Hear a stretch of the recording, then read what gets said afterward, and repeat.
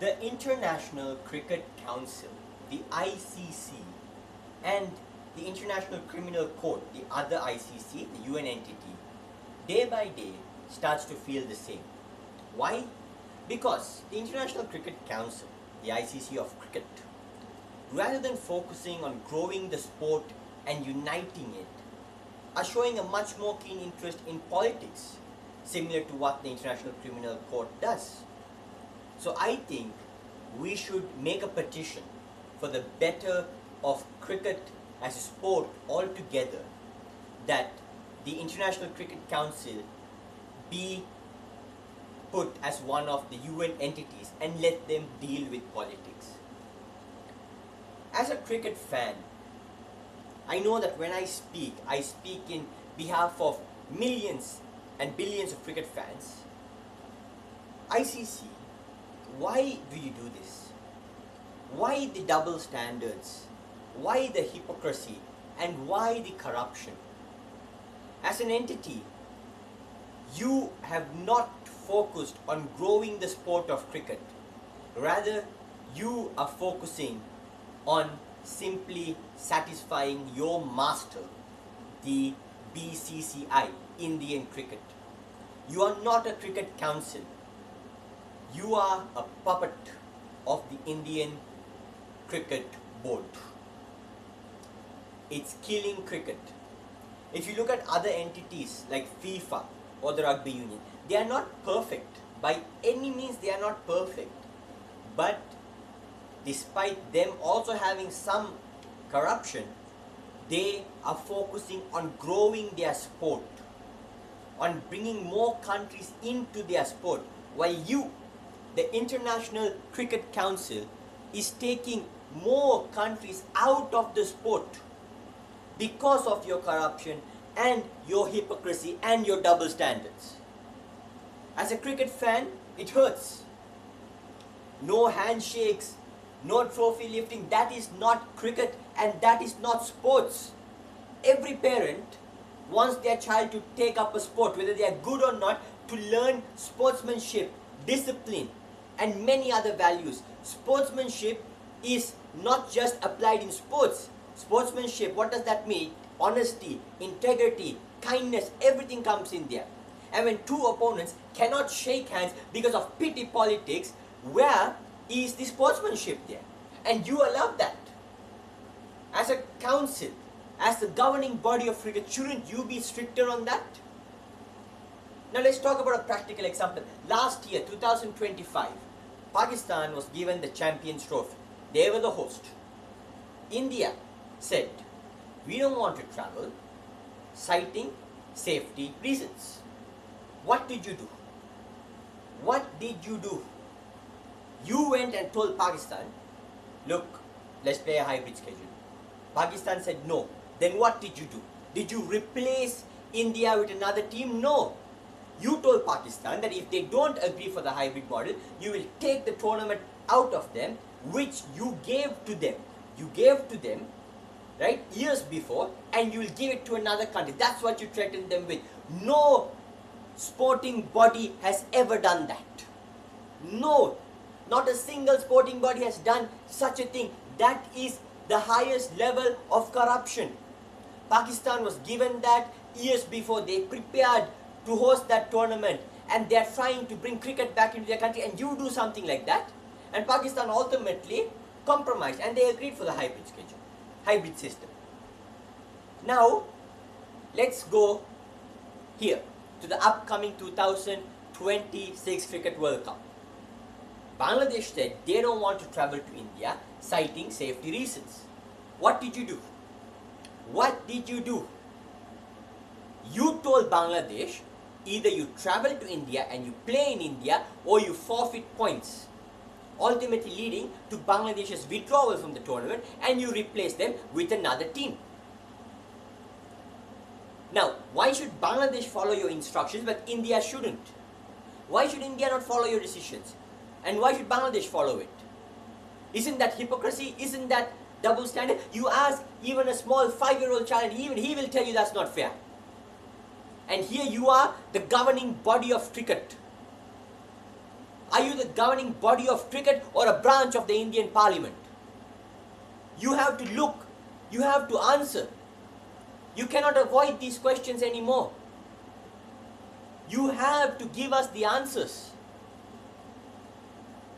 Now, Bangladesh did not ask to schedule, bring in a new country and make it host. No, this World Cup was already given to India and Sri Lanka. So Sri Lanka is there as a co-host. All they requested was let them play their matches in Sri Lanka. Now, Pakistan is doing that. So, in Pakistan's group, there are 4 other teams. So, each of those 4 teams will have to travel to Sri Lanka and go back to India. So, if you stated Bangladesh request was logistically not possible, then how about Pakistan? Each of the 4 teams have to come to Sri Lanka and go to India. So, same thing with Bangladesh. They stay in Sri Lanka. Each of the other 4 teams in their group will come to Sri Lanka, play and go back to India. It's simple, not rocket science. It's simple. Right? The Champions Trophy, Dubai was prepared as a backup hybrid venue which wasn't even in the plan. But here, Sri Lanka is there, it's prepared, it's ready. So Bangladesh could have easily played it, but you said no. You said no. And ultimately they withdrew. Bangladesh is a country that has always played the T20 World Cup. They have one of the biggest populations in the world and one of the biggest populations in terms of cricket fans, and for this whole World Cup, that whole set is no more. Those fans are not there. If you want to talk business from business points perspective, that's a very bad move you made. Of course, you have your puppet, your money milking cow, India, for you to milk the money. But still, Bangladesh is a big market. Now that fans are gone, and Pakistan, in camaraderie, in support to Bangladesh, said they don't want to play, and you threaten them with such heavy sanctions.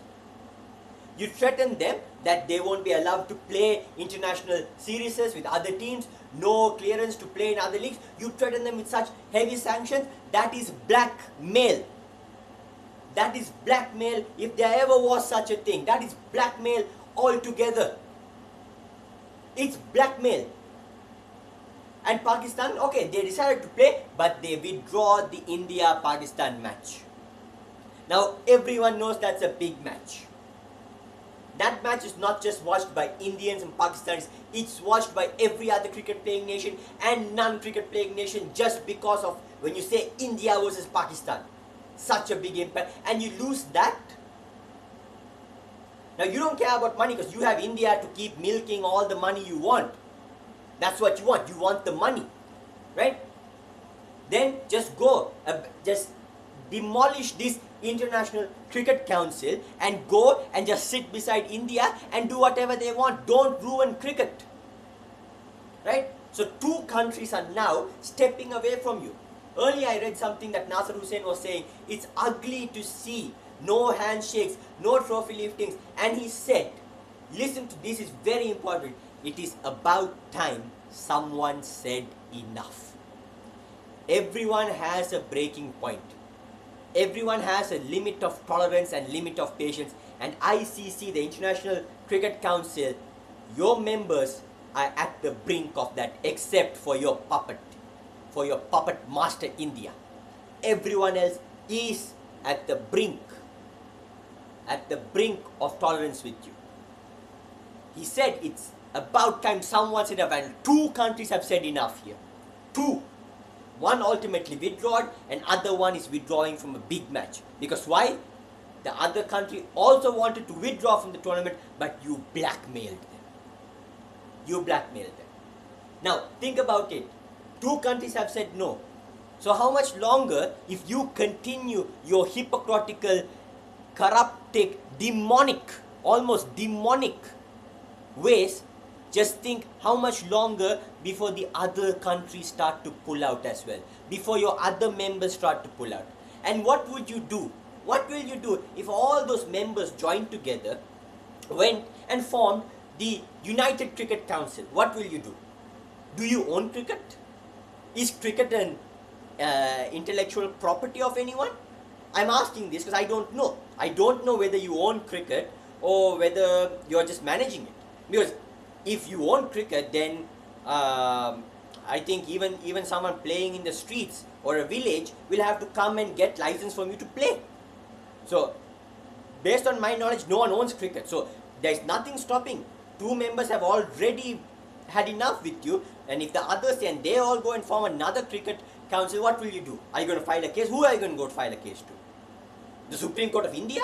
You're going to, maybe that's what you will do. You'll go to India and file in the Supreme Court of India. How? Other countries are involved here. There is international law that comes in there. Sovereignty comes in there, okay? It's not as simple as you just go in India and you're going to file a case in the Supreme Court. What, are you going to go plea in the United Nations? They will tell you what those countries did fair. They will tell that you mistreated Pakistan, you mistreated Bangladesh. You are, in a way, a dictator. A dictator, no, sorry. You are the troop of the dictator. We all know who your dictator is. You are the troop of that dictator. Now, what will you do then?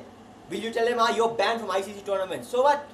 All of them have formed another council. They'll make their own tournament and play, and you can have your T20 World Cup, your ODI World Cup, your Champions Trophy, and your World Test Championship with India and whatever team is remaining, if there is any team remaining.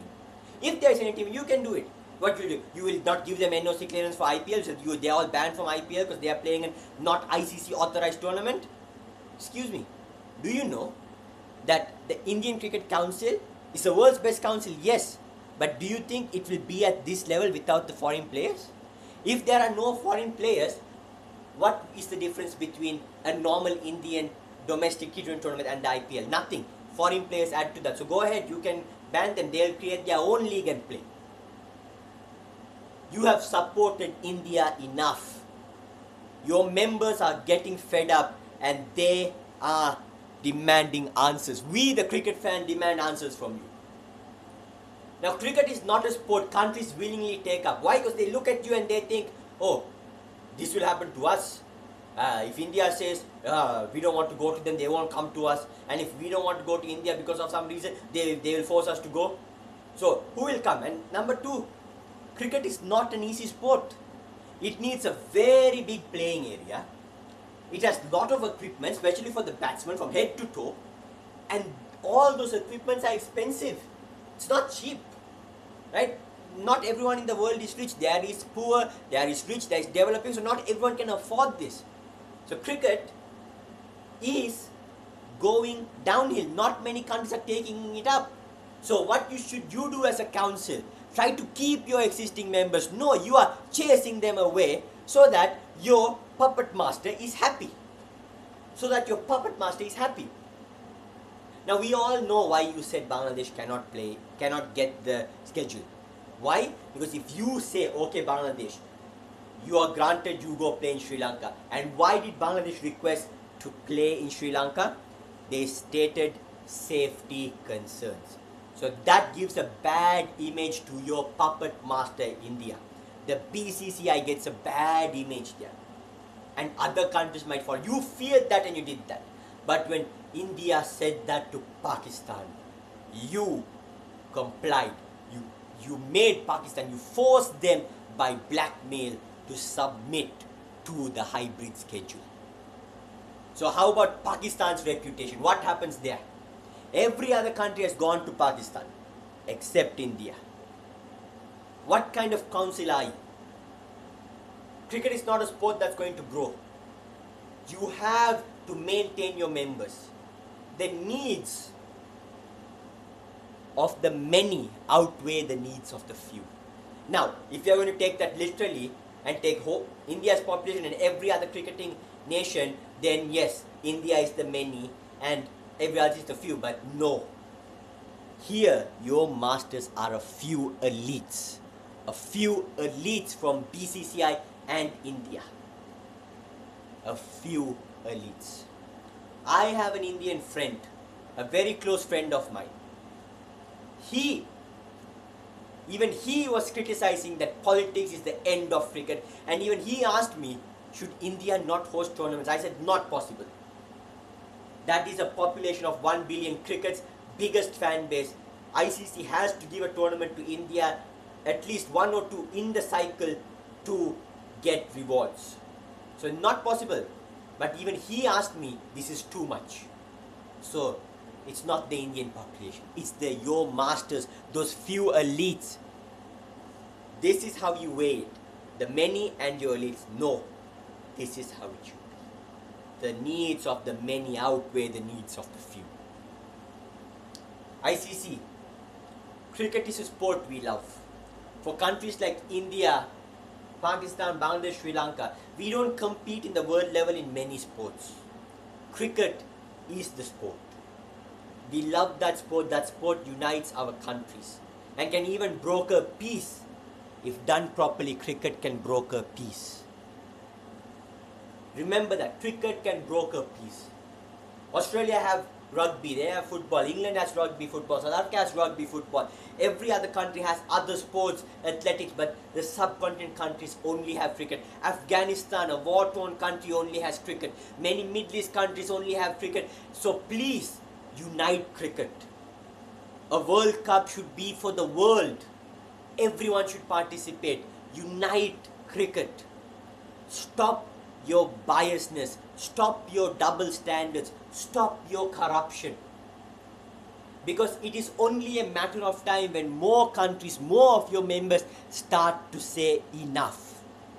And if all of them leave you and form another council, then you will learn how much of a mistake you are doing. I am a stakeholder in cricket. Every other cricket fan is a stakeholder in cricket. And we request to you, a humble request, please stop double standards, stop your hypocrisy, stop your corruption. As a businessman, everyone knows you don't go against your biggest money maker. So we are not asking you to go against India, but compromise for the sake of cricket. Because if all other countries leave and go and form their own board, India will also become nothing. The BCCI will become nothing. Because do you think the other cricket board will allow India to play there after they all know that India used you, manipulated you to treat them in that way? Do you think they will allow? No. They will not. So it's not too late. 2 members are gone. Please don't kill the sport of cricket. Politics and sports do not belong. They are separate entities. Politics should stay far away from sport. It should stay very, very far away from sport. Please don't let corruption kill this sport. Dear ICC, dear Mr. J. Shah, Honorable Chairman of ICC, please keep politics out of this beloved sport of cricket. It is a sport with great history. It is a sport with lot of culture, tradition, historical moments. It is a gentleman's sport. And let's be gentle about it. Let's be gentlemen about it. Let's let cricket win at the end of the day and not turn it into a corrupt person's playground. Don't let corruption consume this sport. Don't let it become a fixing entity. Let it be the gentleman's sport it is, played with honesty and integrity. Let cricket live. ICC, please, on behalf of all the cricket fans, including Indians, because I know they'll agree with me, enough is enough. Let cricket live. Let the World Cup be about the world. No more politics in the sport.